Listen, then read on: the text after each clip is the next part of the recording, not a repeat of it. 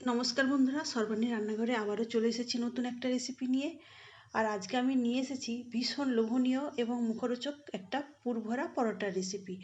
রোজ রোজ একঘেয়েমি রুটি পরোটা না বানিয়ে আপনারা এইভাবে এই পরোটা বানিয়ে নিতে পারেন।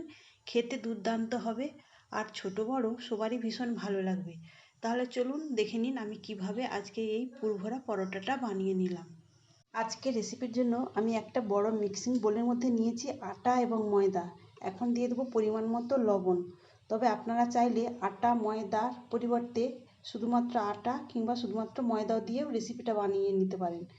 তো লবণটা দেওয়ার পর এইভাবে হাত দিয়ে প্রথমে শুকনো অবস্থায় মিশিয়ে নিতে হবে। এরপর আমি এর মধ্যে দিয়ে দেবো 1 চামচ চিনি আর দিয়ে দিলাম 1/2 চামচ বেকিং পাউডার। এখন বেকিং পাউডার আর চিনিটা আবারও আমি হাত দিয়ে ভালো করে মিশিয়ে নেব। সব কিছু মিশিয়ে নেওয়ার পর এখন আমি অল্প অল্প জল দিয়ে একটা ডো বানিয়ে নেব। তবে এখানে জলটা নিয়েছি আমি উষ্ণ গরম জল। অল্প অল্প করে জল দেব আর এই আটা ময়দাটা মাখতে থাকবো।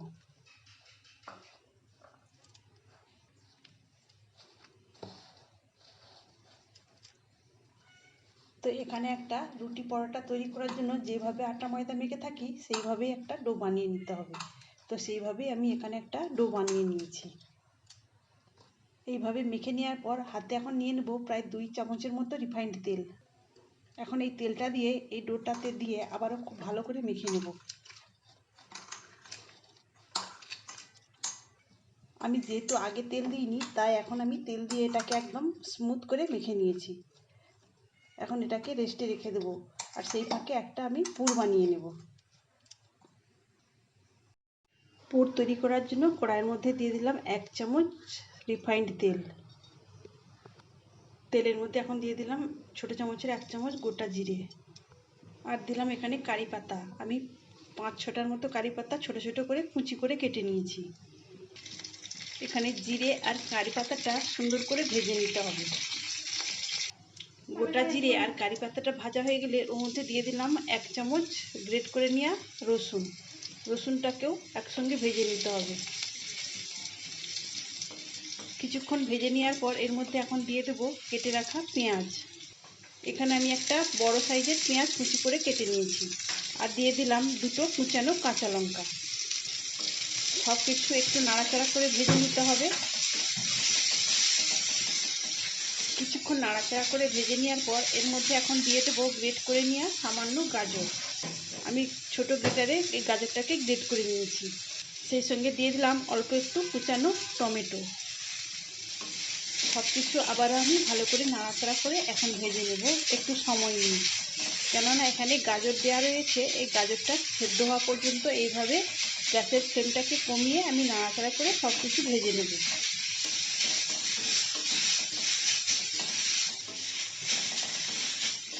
তবে আপনারা চাইলে আরও কিছু সবজি এর মধ্যে অ্যাড করতে পারেন। সব কিছু আমি সুন্দর করে ভেজে নিয়েছি আর এইখানে গাজরটাও নরম হয়ে গিয়েছে, সেই সঙ্গে পাকা টমেটোটাও। এখন আমি এর মধ্যে দেব অল্প একটু হলুদের গুঁড়ো আর এখানে আমি 1 চামচের মতো দেব ম্যাগি মশলা। হলুদের গুঁড়ো আর ম্যাগি মশলাটা মিশিয়ে নেওয়ার পর এর মধ্যে আমি দিয়ে দেব, এখানে আমি একটা ছোট সাইজের আলু সেদ্ধ করে নিয়েছি। এই সেদ্ধ আলুটাকে আমি হাত দিয়ে একটু ম্যাশ করে নেব। এইভাবে মানে আধ ভাঙা করে আমি আলুটাকে এর মধ্যে দিয়ে দেব। আমি কিন্তু এখনো পর্যন্ত লবণ ব্যবহার করিনি।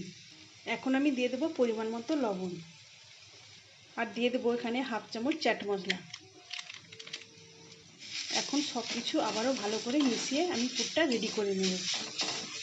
তবে আপনাদের হাতের কাছে ধনিয়া পাতা থাকলে আপনারা দিতে পারেন, আমার কাছে এই মুহূর্তে নেই তাই দিলাম না। সেই জন্যই আমি আগে কারি পাতা কুচি করে কেটে নিয়ে এর মধ্যে দিয়ে দিয়েছিলাম। এখানে চটপটা স্বাদের একটা পুর আমার রেডি হয়ে গেল। এখন এটাকে নামিয়ে নেব। এখন এই ডোটা আরেকটু ভালো করে মেখে নিতে হবে।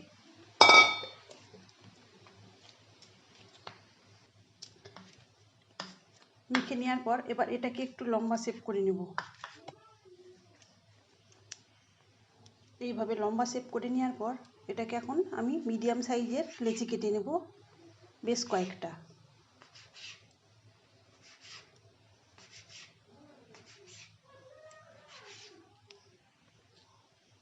দেখুন এইভাবে আমি লেচি কয়েকটা কেটে নিয়েছি। এখানে আমি একটা লেচি নিয়েছি, এবার এটাকে একটু গোল করে নিতে হবে। গোল করে নেওয়ার পর এটাকে আমি বেলে নেব, তবে আটা ময়দা ছাড়াই এটা আমি বেলে নেব। আপনারা চাইলে আটা ময়দা ছড়িয়েও বেলে নিতে পারেন।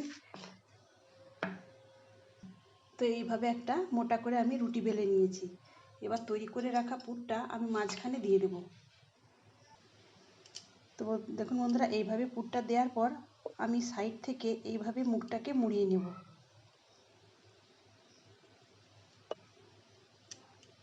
এইভাবে মুড়িয়ে নেওয়ার পর এটাকে আবারও আমি বড় করে বেলে নেব, তবে এবার হালকা হাতে বেলতে হবে, তা নাহলে পুরটা বেরিয়ে যাবে।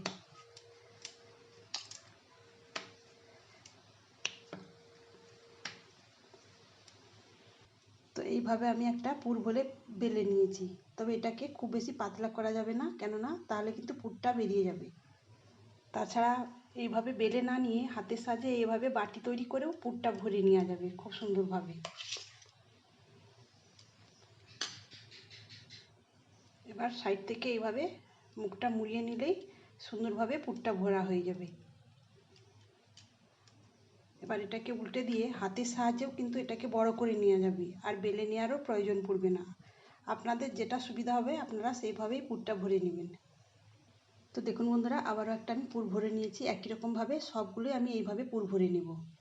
বন্ধুরা, সবকটা পরোটায় পুর ভরে নেওয়ার পর আর একটা কাজ করব।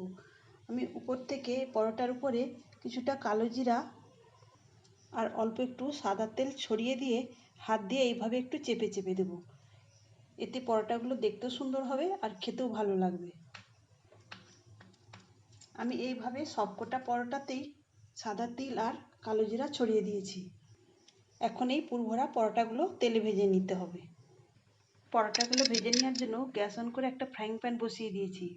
কারণ ফ্রাইং প্যানটা গরম হয়ে গেলে ওর মধ্যে আমি পরোটাগুলো শুকনো অবস্থায় দিয়ে দেব।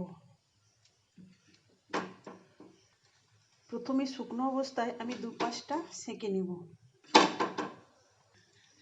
2-5টা শুকনো অবস্থায় সেঁকে নেওয়ার পর অল্প করে দিয়ে দেবো রিফাইন্ড তেল। তেলটা দেওয়ার পর এইভাবে চেপে চেপে পরোটাগুলোকে ভাজতে থাকবো।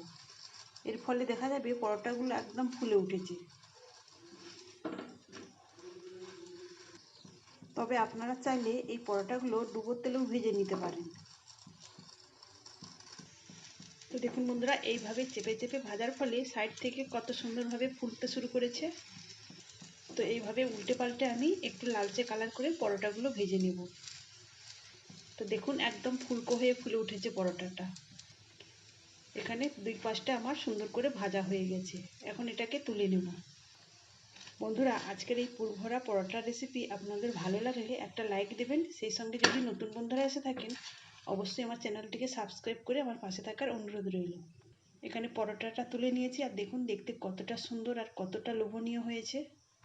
সকালের ব্রেকফাস্টে একঘেয়েমি রুটি তরকারি কিংবা রুটি পরোটা না বানিয়ে আপনারা এরকম একটি রেসিপি বানিয়ে নিতে পারেন। ছোট থেকে বড় সবার ভীষণ ভালো লাগবে। একই রকমভাবে আমি সব পরোটাগুলোই ভেজে নেব। আর বন্ধুরা, এই পরোটাগুলো খাওয়ার জন্য অন্য কিছুই লাগবে না। যদি মনে করেন তাহলে একটু টমেটোর সস আর তার সঙ্গে একটু স্যালাড বানিয়ে দেবেন, তাহলে কিন্তু দুর্দান্ত লাগবে। আমি একে একে সব পরোটাগুলোই বানিয়ে নিয়েছি। তাহলে বন্ধুরা, আজকে এই আলুর পুর ভরা পরোটা রেসিপি আপনাদের কেমন লাগলো অবশ্যই কমেন্ট করে জানাবেন। তাহলে আজকের মতো আসি। সবাই ভালো থাকবেন, সুস্থ থাকবেন। ধন্যবাদ।